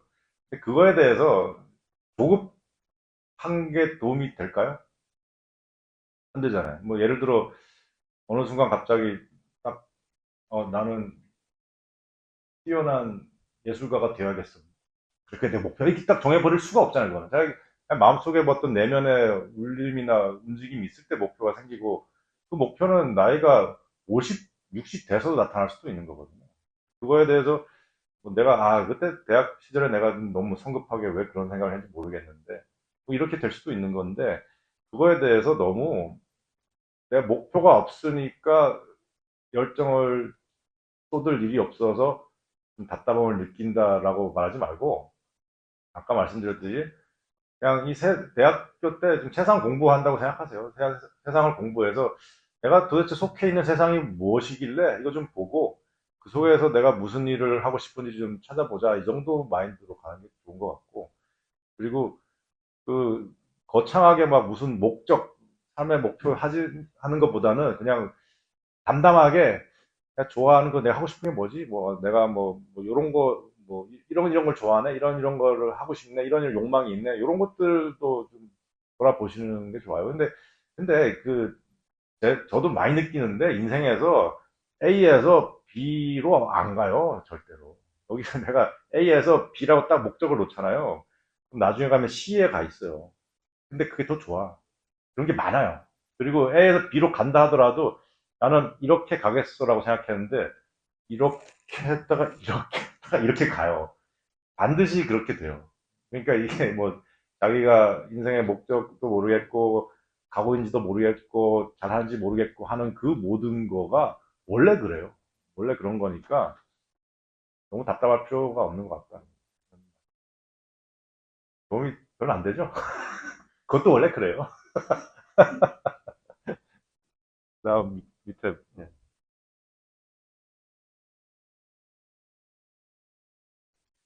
굉장히 마음이 선량한 일반 시민들이 당연히 하는 질문이에요.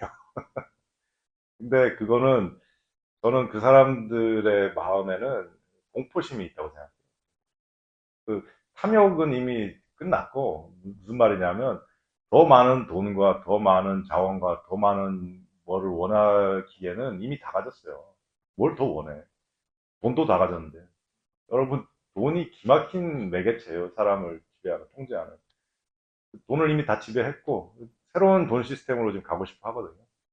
전자적 기반의 새로운 그걸로 가고 싶어 하는 진통이 오늘날 세계의 고통이라고 봐도 돼요. 온갖 전쟁과 이런 것들에 대해서 제 견해예요. 근데 다 가졌는데 그럼 뭘 더 원해라고 했을 때 이 사람들은 우리 같은 사람들에 의해서 자기들의 부정이나 비리나 범죄나 학살이나 잔인함이나 그 추잡했던 역사나 그게 드러나고 뒤집힐 거가 두려운 거죠. 그게 가장 두려운 거. 그것 때문에 영원히 저항하고 반란을 일으키지 못하는 시스템을 만들겠다가 목표래요. 그게 미래의 그 디지털이라고 상징되는 그 모든 흐름의 핵심이라고 봐요. 왜 그렇게 우리 정부에 관심이 많겠어요? 어디서 누구 만나서 무슨 얘기하고 무슨 링크를 클릭해서 뭘 달았고 언제 어디서 뭘 샀고 거래했고 매매했고 자동차로 어딜 전철도 다 우리 신원 확인되는 걸로 다 들어가잖아요. 다 그 모든 데이터를 왜 가지고 싶을까? 왜 가지고 싶을까? 뭐 탐욕의 문제가 아니고 이제 공포의 문제, 자기들 생존의 문제라고 생각을 하고 먹고 사는 문제 얘기잖아요. 먹고 사는 문제 얘기는 이렇게 생각해요 저는 이 세상에 입에 맞는 떡이 없어요. 내가 그 일을 했더니 돈도 짭짤하게 들어와. 아주 재미도 있고, 알고 보니까 또 인류에 공헌하는 또 훌륭한 일이야. 사람들이 또 날 존경하네. 제법 또 명예도 있어. 그리고 근무 시간이 뭐 적당해가지고 내 여가도 있고, 그리고 뭐 내 건강을 해치지 않게 적당히 사무실을 가 바깥에 그 모든 거가 있는 일을 찾아야지라고 하는 건 없어요.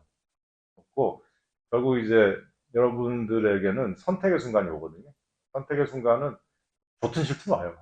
그러면 그거에 대해서 선택의 순간은 좋든 싫든 올 수밖에 없다라는 거 알고 있는 사람하고 모르고 있는 사람은 선택을 다르게 하겠죠. 그 선택의 순간이 뭐냐면 어차피 여러분 이제 졸업을 하게 될 것이고 사회로 나가고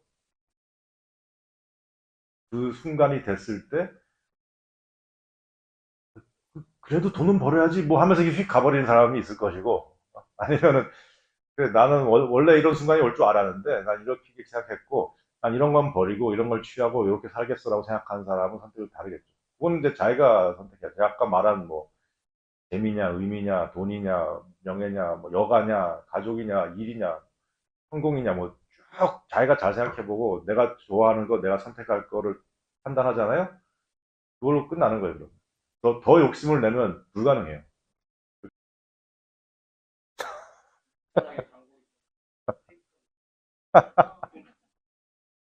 네, 그래요. 그 첫 번째는 어 앉아요, 앉아.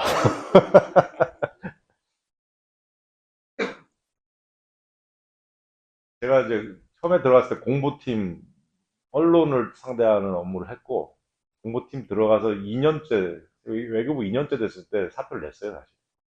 하기 싫어가지고. 맨날 기자들 상대해서 뭐 하고 하는데 그 기자들 상대한 그 일도 그렇지만 그냥 외교부 전반적인 생활이 뭐 아무 별 흥미가 없더라고요. 이게 뭐 하는 거야 하는 생각이 들고 사표 냈다가 다시 그냥 좀 더 있자 하고 6년을 채운 거거든요. 6년을 채웠는데 이런 말 하면 이제 외교부 다니거나 뭐 공무원하는 분들은 어떻게 생각할지 모르겠어요. 근데 한계라는 거는 아까 잠깐 얘기했지만 내가 만약에 아프리카 원조에 대해서 뭘 하고 싶다. 아니면 내가 만약에 북한 정책은 이렇게 가는 게 옳다고 생각하고 민족 통일을 위해서 뭘 하겠다. 아니면 뭐 핵 문제는 이렇게 해결하겠다. 뭐, 아니 뭐 자기 소신이 있을 거 아니야. 소신을 발휘할 수 있는 가능성이 별로 안 커요. 그거는 그 상황의 보직 이동과 인사 이동과 기막히게 맞아떨어지는 어떤 합이 돼야지 가능한 거거든요. 그러니까 그런 아주 구체적인 한계가 하나 있고 두 번째 한계는 뭐냐면 이제 이건 제 개인적인 거예요. 개인적. 내가 꿈꾸는 그 목적은 외교부라는 기관을 통해서는 안 될 것 같다. 이거예요. 만약에 외교부를 통해서 뭔가를 이루고 싶은 게 꿈이라면 그거 하면 되거든요. 제가 생각했던 농사로 이런 걸 하는 거는 외교부를 통해서는 할 수 없는 것 같고, 내가 진짜 현장에 가서 흙을 만지면서 농사 짓는 것부터 시작을 해야지 될 것 같다. 그래서 기술부터 다 내가 깨닫자 해서 판단한 거거든요. 그렇게, 한계라는 건 그렇게 보시면 될 것 같아요. 그, 답이 되나요? 체력 관리는 제가 특별히 타고난 것보다는 저도 사실 술을 너무 좋아해가지고, 에, 아까 맑은 7일 저런 거, 일주일간 딱 금주하고 이런 거, 자기 절제, 단식하고, 단식이 굉장히 좋아요. 중요하고, 그리고 태국권 당연히, 태국권하고, 감사하고. 그리고 저는 밥을 하루에 한 끼 먹습니다. 1일씩, 1일씩 하는데, 저녁만 딱 먹고 안 먹어요. 그러면 간헐적 단식, 이런 거 여러분은 나중에 좀 공부하시면 건강 관리 되게 도움 많이 돼요. 이미 과학적인 이론들과 연구 많이 돼 있어요. 그래서 그냥 단순하게 밥 한 끼 먹고 어떻게가 아니고 굉장히 연구들 많이 돼 있고 과학자들이 해놓은 거 많으니까 참고하세요. 일일씩 여러분 나이 때는 그렇게 필요하지 않을 텐데 한 30 넘고 하면서 좀 매일 안 하더라도 가끔씩 해주고 이러면 아주 좋을 겁니다. 발견할 수 있어요. 답한 것 같죠, 그죠? 떻게 살아야 어쩌면 한 번뿐인 인생 어떤 식으로 살지 모르겠어요. 인생 목표는 제가 말했고 최종 목표 죽음 이거는 이렇게 생각해요. 죽음 이후에 대해서는 저는 그냥 생각 안 해요. 놔두고, 죽음 이유에 대해서 종교에서 하는 말들 많지만, 그냥 놔두고, 어, 딱 죽으려고 내가 눈 감을 때, 쪽팔리지 않아야지. 딱 감으면서, 그래, 잘 살았어. 이렇게 죽어야지. 딱 눈 감으면서, 아이씨, 그때, 막 이러면 안 되잖아. 그게 중요해. 그래서 아까 제가 외교부 그만둘 때도 되게 판단이 쉽다는 게, 내가 죽을 때를 생각해 봤거든요. 죽을 때를 생각해 보니까 내가 그때 딱 죽으려고 이제 누웠는데, 외교부, 내가 왜 안 그만뒀지? 이렇게 될 것 같아. 그러면 그만두는 거예요. 네, 괜찮아요. 네. 나중에 숨이 멎었을 때 어떤 사람은, 지금 제가 말하는 이런 삶을 제가 지행합일, 언행일치로 살았다. 이게 제일 저는 좋을 것 같고, 외교관 생활하면서 인상 깊었던 사건. 너무 이 얘기가 길어지니까 이건 빼고, 어, 선생님께서 가진 꿈은 무엇인지 이거 다 얘기했고, 앞으로는 똑같은 얘기네요. 가장 보람을, 이것도 제 목적을 얘기했으니까 됐죠. 지금까지의 여정 중 예상하지 못했던. 이거 얘기했죠? 그 10년의 암흑, 잦은 해외 생활 속에서 가족과의 관계 같은 게. 떨어져 있으면 안 싸운다. 길을 걷다가 문득 하고 싶은 게 생각나도 똑같이 말씀드렸죠. 대략 비슷한 맥락들인 것 같아요. 자기 인생의 목적에 대한 거는 말씀드렸죠. 있어도 좋고 없어도 좋고, 있는 것도 자연스럽고 없는 것도 자연스럽고, 생기면 좋고 안 생겨도 되고, 편하게 생각하고 세상을 공부하면서 마음이 어떻게 움직이는지 봐라. 그럼 돼요. 근데 너무 이런 것도 그런 것 같아요. 요즘 세상이, 너 꿈이 뭐야? 목적이 뭐야? 막 해놓고 마치 이 시스템 속에서 말하는 성공을 추구하지 않으면 넌 이상한 거야 라고 낙인 찍기 위해서 계속 그 얘기하는 거예요. 너 꿈이 뭐야? 저 꿈이요. 저 시스템을 나가서 혁명하는 거예요. 그러면은 싸대기 때릴 거 아니야. 지들이 이미 답을 정해놓고 물어보고 있잖아요. 근데 그거에 대해서 왜 답을 해야 돼? 그러니까 돈에 대한 걱정 없어요. 말씀드렸죠? 저도 의존을 할 수밖에 없고, 제가 그 코이카 사업은 돈을 받고 했지만 그 외 사업은 사비로 다녔다 그랬잖아요. 그 많은 나라들. 근데 그렇게 했는데, 나중에 이제 사람들이 많이 이제 도와주기 시작했어요. 그냥 후원을 하면서 돈을 주고 또 해라 그래서 저도 뭐, 그런 건 뭐 좋잖아요. 저도 좋고 그분도 좋고 해서 많이 열려 있습니다. 여러분들도 얼마든지 뭐 열려 있습니다. 그래서 아까 잠깐 뭐 날짜 아프리카 이런 것도 제가 전시회를 한 거예요. 그림 그리고 아프리카 사진 찍은 거 전시해가지고 그림을 공짜로 나눠줬고, 근데 원하는 만큼 기부하세요 했더니 엄청 기부하시더라고요. 그 공감하시는 분들이. 얘기가 궁금해요. 죽을 때 안 쪽팔리려고. 연사님께서 지금 학생들이 해주고 싶은 조언들 다 얘기한 것 같아요. 그죠? 신속하게 다 얘기한 것 같고, 또 외교관 생활을 하면서 저 질문을 성실하게 다 말한 것 같아서 좀 찔리네. 외교관 생활하면서 인상 깊었던 사건이 뭘까요? 한번 제가, 호주에서 우리나라 식품 수입에 대한 이 검역 문제가 생겨서 식품 수입이 중단된 적이 있거든요. 그거를 푸는데 큰 역할을 했다. 이게 이제 되게 뿌듯했어요. 그건 좀, 이게 가장 먼저 떠오르네요. 그런 거에 보람을 느끼시면 하시라니까 좋아요. 또, 더 있으신가요? 예, 예.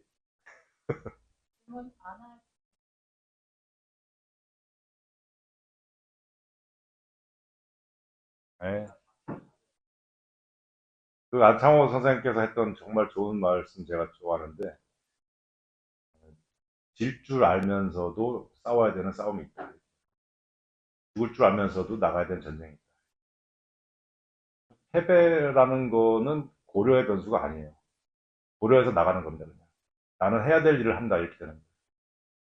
근데 그렇게 생각하면 너무 인생이 행복해요. 그래, 뭐, 죽을 때 죽지 뭐, 내지는, 그래, 뭐, 하다가 깨지면 깨지는 거. 근데 나는 내 할 일을 하고, 그 시간 즐겁게 보내면 되지. 근데 그거가 중요한 건데, 괜히 하면서, 야, 이거 어차피 안 될 거 아니야? 그거 어차피 안 될 거 아니야 때문에 안 되게 돼. 더 안 돼. 패배주의라는 건 그냥 고려를 안 해버린다. 이게 제 답이에요. 가볍게? 어, 어, 어, 당장, 당장 생각나는 게 없고, 일단 제가 번역한 책을 먼저 보세요. 다운받아가지고. 사실, 글쎄, 대학생이 읽어야 될 도서 뭐 이런 것들 많잖아요. 저는 나중에는 이제 그런 것들도 왜 우리한테 저런 걸 설정하지? 이런 생각도 들긴 드는데, 너무 구애받지 말고, 다방면으로 좀 폭넓게 보시는 게 좋고, 그럴 것 같아요. 도덕경 굉장히 저는 인상적으로 봤어요. 제가 그냥 예전에는 그,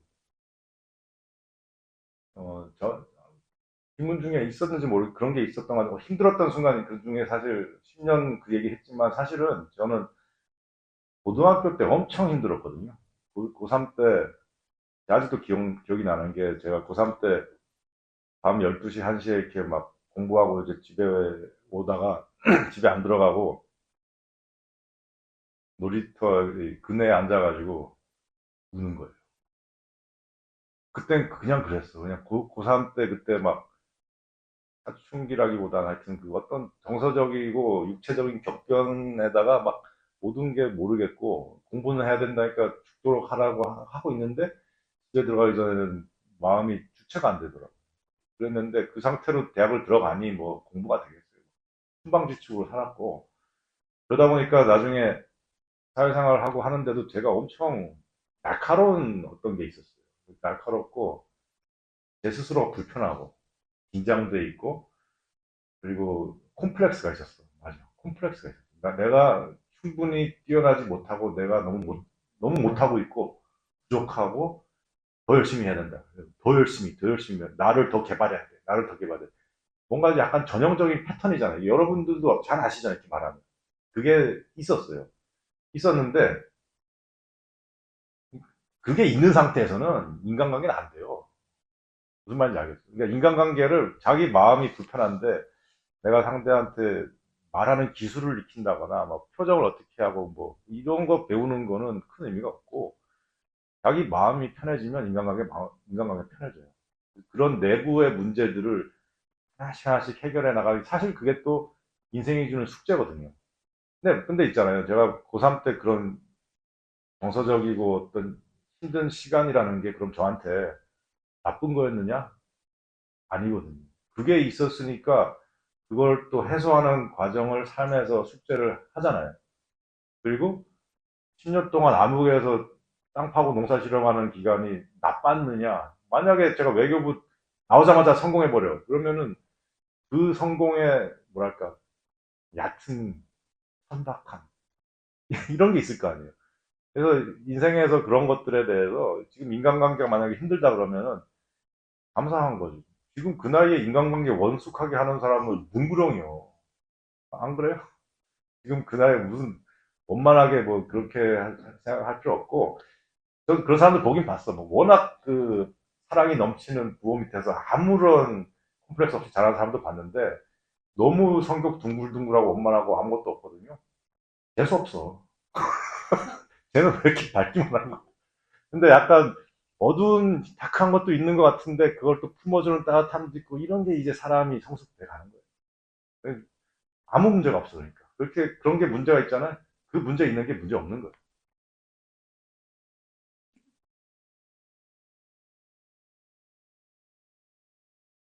20, 정확히 2020년에 전 눈을 떴고, 책들을 보면서 떴고, 그리고 제가 지금 학생시로 돌아간다면 이렇게 판단하겠죠.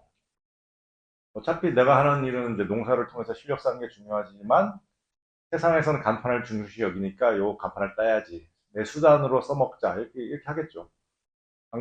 안 그러겠어요? 너무 순수할 필요도 없잖아요. 어차피 저도 여러분도 지금 서울대 외교관 보고 온 거 아니에요? 어떻게 저런 거가 저렇게 살지 이렇게 했는데 저는 사실 좀 민망했거든요. 서울대 외교관인데 그게 또 현실에서 통하는 게 있고 그걸 이용해서 제가 하고자 하는 일을 하면 그게 좋은 거니까 균형? 그렇게 하면 될 것 같아요.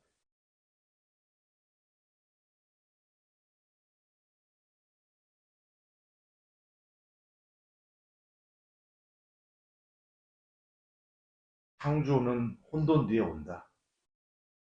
당연한 거죠. 지금 제 강의를 듣고 명쾌하게 정리돼가지고, 그래, 나는 이렇게 살았는데, 강사님이 이렇게 말했는데, 이게, 그럼 난 이렇게 하면 되고, 깨끗한 게 뭐가 좋아요, 그게. 그것도 좋은 것도 아니에요. 여러분이 더 혼란스러워지면, 사실 그게 더 좋은 걸 수도 있고, 더 어두워져 봐요. 더 어두워지고 더 어두워지면, 그 속에서 별이 얼마나 밝게 빛나겠어요. 그렇게 생각하면 돼요. 지금 너무 결론에 대해서 성급할 필요가 하나도 없어요. 지금 제 강의 듣고 갑자기 여러분이 시스템에 대해서도 이해를 하면서 인생 목적이 설정돼가지고 이렇게 살아야지 안 된다니까. 그럴 필요도 없고 그 마음 자체를 버려요. 그리고 내버려 두고 그냥 약간 제 말은 된장처럼 푹 썩히면 계속 시간이 지나면서 여러분 마음속에서 계속 발효가 되면 점점 여러분하고 동화가 되는 것이지 오늘 바로 뭐 아무것도 안 되는 게 정상이에요. 사실은 그 제가 이렇게 나와서 얘기하지만 어떻게 말하면 굉장히 재수 없잖아요. 무슨 말이냐 하면 저는 되게 유복한 조건들이 충족돼서 이렇게 한 거예요. 맞잖아요. 뭐 적당한 경제적인 부모님 포함해서 여건도 되고 뭐 학교도 잘 갔고 뭐 외교부까지 가고 다 했잖아요. 그 정도 해놓으니까 여유가 있어서 이런 거 하잖아요. 어떻게 말하면 되게 재수 없어 저도 제 자신에 대해서. 그거는 명확히 알고 있는데 실제로 사실 여러분들도 재수 없을 수 있는 게 뭐냐면은 인생의 꿈이 뭔지 전 모르겠어요라는 고민도 못하고 죽도록 일해야 되는 사람들이 얼마나 많아요. 그죠? 여러분도 재수 없잖아요. 농담인데, 그렇잖아요. 그러면은, 그, 제가 그렇게 할 수 있었던 힘, 원동력, 그런 거는 뭐 제가 잘난 소리 하는 건 멋있게 보이겠지만 사실은 제 여건이 되게 충족이 됐고, 여건이 충족되고, 그 다음에 그냥 제 성격이 뭐, 좀 단순해가지고, 죽을 때 안 쪽팔리는 일을 하자 뭐 이 정도 생각한 거지, 그 대단한 무슨 힘 이런 건 아니고요. 그리고, 어, 이런 건 좀 얘기하고 싶은데, 제가 외교부 들어갔을 때, 사실, 요건 또 진심이에요. 외교부를 들어갔을 때 저는 진짜로, 떤 국가와 민족과 대의를 위해서 일하겠다고 생각했어요. 진짜로. 근데, 어떤 제 되게 친한 선배랑 술 먹다가 이렇게 얘기하더라고요. 야, 내가 고시생 그렇게 많이 봤지만, 진짜로 국가와 민족을 위해서 들어온 애는 처음 본다. 이렇게 말했는데, 저는 그게 충격이었거든요. 근데 충격이 곧 현실로 증명이 됐죠. 저는 외교부 들어가면 그 막 수재들이 모여가지고 우리나라 국가의 미래를 걱정하고 있을 줄 알았어요. 그래서 막 맨날 막 밤마다 막 전략회의 하면서 북한이 어떻고 중국이 어떻고 미국, 러시아 일본 막 얘기하면서 시나리오 막 정리해가지고 그 최고 1급 비밀을 보관한 벙커에 가면 우리나라 국가 전략 막 수천 개가 다 정리돼가지고 상황별 대응 시나리오 다 있는 줄 알았는데 아무것도 없어요. 그런 거 아무도 안 해. 그리고 만나면 무슨 얘기 하는지 알아요? 야, 이번엔 누가 어디 올라갔다더라. 야, 이번엔 누가 어디로 보직 발령받았지. 이번엔 누가 대사가 됐더라. 맨날 그 얘기예요. 맨날 그 얘기. 전 이거는 솔직히 좀 환멸을 느꼈어요. 그리고 포도주 얘기하고, 외교관들 포도주, 저는 포도주 안 좋아하거든요. 소맥을 더 좋아하는데, 막걸리요. 그런 얘기하고. 그러다 보니까, 저는 솔직히 순수하게 들어간 건 맞는데, 근데 이런 거 제가 말씀드린 건 이거예요. 그럼 이건 좋고 이건 나쁘다가 아니고, 만약에 자기가 외교관의 특권, 면책, 뭐 지위, 월급, 그죠? 공무원의 안정적인 그런 직장 이런 거 좋아서 들어갔으면 자신한테 솔직하면 되는 거예요. 근데 그렇게 들어가 놓고 국가와 민족 말하다가 진짜 정말 국가와 민족을 위해서 결단을 내려야 될 때는 비겁한 모습 보이잖아요. 그런 인생은 쪽팔리는 거죠. 제가 그 땅에서 두 번 쫓겨났다고 했는데 그거보다 사실 곤두박질 쳤던 거는 그거는 그냥 그때 마음이 아프고 그냥 상록수 부르면서 극복을 했고 그래서 상록수 노래만 나면 이렇게 눈물이 나. 근데 진짜 곤두박질 쳤던 거는 배신당했을 때였어요. 제가 정말 존경하고 믿고 따르고 동지라고 생각했고 같이 일했던 사람한테 배신당한 적이 있어요. 그때 정말로 충격과 슬픔과 그리고 그 타격을 받아가지고 제가 건강하거든요. 상당히 건강한데 그때 체중이 10kg가 빠졌어요. 스트레스 때문에 순수한 스트레스와 그 구체적인 얘기는 안 하겠는데 그 사람 신원이 드러나니까. 근데 그때 10kg가 빠지고 제가 1일씩 한다 그랬잖아요. 그때 시작한 거예요. 몸이 너무 나빠져가지고 살아나야겠다는 생각으로 시작한 게 1일씩. 그게 곤두박질 쳐진 경험이었어요. 근데 그것도 그러면 이제 비슷한 얘기인데 그 경험이 그럼 너무 나빴고 나에게 있어서 일어나서 안 될 일이었냐라고 말하면 저는 또 그 경험이 또 저에게 다크함을 심어주잖아요. 그럼 그게 또 밝아지는 거예요. 그렇게 사람이 밝고 어두움이 같이 있는 거예요. 그래서 그 경험도 저는 되게 아름답진 않은데 소중한 경험이었어. 소중한 경험이었고 그 두 번째 그 질문은 제가 다시 그걸 할 거냐라고 하면은 안 할 것 같아요. 왜냐하면 저는 이미 10년간 실험해봤는데 안 되잖아요. 그러면 이거는 제 역량을 벗어났다 하고 아마 태극권이나 사회과학 쪽으로 집중하겠죠. 그럼 되죠.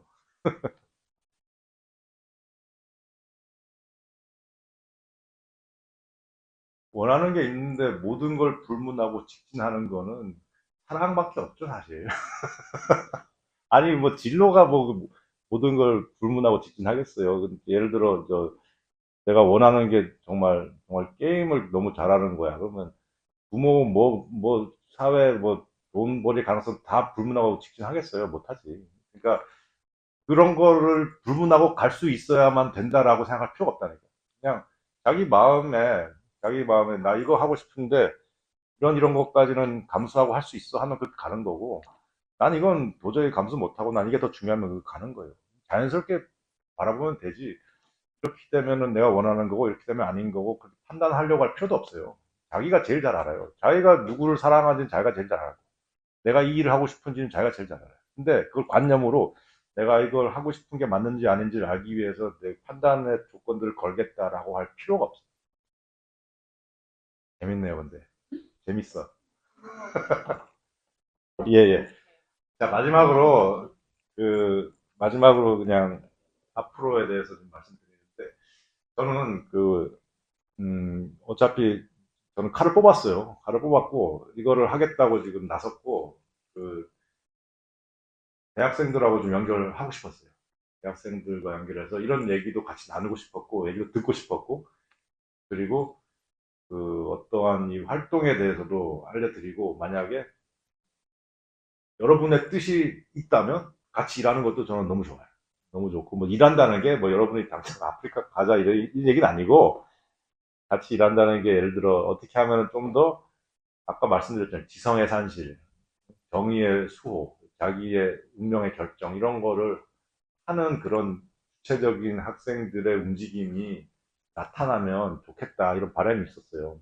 그래서 오늘 그냥 일회성 강의로 끝내기보다는 그래도 앞으로 꾸준히 연락을 하고 뜻이 맞는다면 저는 그렇게 연락을 하면서 어, 미래를 도모하면 어떨까 이런 생각을 했고 이게 뭐 잘 되면 또 알아요. 계속 다른 대학교 내지는 일반 시민사회까지 나가서 또 흐름을 만들 수 있잖아요. 흐름이 뭐 별개예요. 우리 같이 하나하나가 물결이 합쳐지면 되거든요. 그런 출발점으로서 오늘 저는 굉장히 뜻깊게 왔어요. 저는 강의 굉장히 많이 해봤는데 오늘 강의가 가장 애정을 쏟았어요. 정말 중요하다고 생각했고 대학생들 만나는 거에 대해서 정말 설렜어요. 설레고 늙은 가슴엔 설렘이 쉽지 않아요. 네? 설렜다니까. 그렇게 왔어요. 그래서 이런 얘기인데 제가 말씀드린 그런 책들 보면서 공부하고 또 실천을 어떻게 할까 모색하는 그런 모임도 만들고 싶고 대학생들 뭐 일반 시민들 포함해서 그런 게 이제 대학생들 연합까지 나가면 어떨까 숭실대를 포함해서 벗어나서 생각해봤고 지금 저한테는 그 자원 활동을 하겠다고 온 사람이 한 3명 정도 있어요. 그래서 그분들하고 카톡을 만들어놨는데 제가 일이 너무 힘들더라고요. 뭐냐면 제가 지금 태극권 가르치고 농사도 전파하고 농사 강의도 계속 요청이 들어오고 워크숍도 해야 되고 사회과학 사실 공부해가지고 정리하고 해야 되는데 세상에 펼쳐야 되잖아. 그럼 이제 페이스북 해야 되고 인스타그램 해야 되고 유튜브 사진 동영상 찍어서 편집을 해야 돼. 그리고 블로그를 써야 되고 카페 운영하고 막 하기 미치겠단 말이야 이게. 그래서 혼자 못 하겠어. 이런 거를 좀 같이 할 만한 분도 있으면 좋겠다. 그 욕심이 있고, 그리고 농사혁명가 같은 경우는 저는 얼마든지 키우고 싶어요. 저도 벌써 농사교육도 많이 하지만 우리나라에서도 이 아까 우프도 말씀드렸지만 그런 것도 농사 체험에 좋거든요. 예를 들어 저희 농장에 와서도 몇 분이 이렇게 그룹을 해서 한번 오셔도 되고, 그러면 제가 이론 강의도 하고 실습도 하고 하면서 장기적으로 예를 들어 내가 이런 기술을 가지고 제 기술만이 아니고 제 기술을 업그레이드 시켜서 나는 아프리카 가서 이런 일 하겠다 라고 하는 사람은 저는 너무너무 애정할 겁니다. 키워주고 싶고 같이 일하고 싶어요. 가가지고 이제 주민조직 활동도 하게 되고, 지금 당장은 이제 저랑 소통하려면 가장 편한 거는 카톡 오픈 채팅방에 이제 뿌리 민본이라는 방이 있어요. 저기 들어오시면 거기서 항상 제가 진행하는 모든 일들은 공유를 하거든요. 거기서 저랑 소통을 계속 하시면 되니까 핸드폰을 꺼낸다, 네, 해가지고 뿌리 민본 검색창에 넣는 거예요. 그리고 나머지 지금 따따따 좀 뿌리다 co com이 아니고 co예요. 뿌리다 co가 제 가장 저한테 가장 중요한 게 홈페이지 제 얼굴이란 말이에요. 그거를 개편해야 되는데 어떻게 개편하겠어요? 좀 사람이 필요하다. 필요하고 태국권의 경우는 저 밑에 있는 카페에서 활동하고 있으니까 뭐 운동 배우고 싶은 분들은 저쪽으로 오시면 여기 스토리. 네, 뭐라고 해야 돼? 승실, 대강? 승실, 승실? 네. 하나, 둘, 셋. 승실! 승실. 아무도 안 해.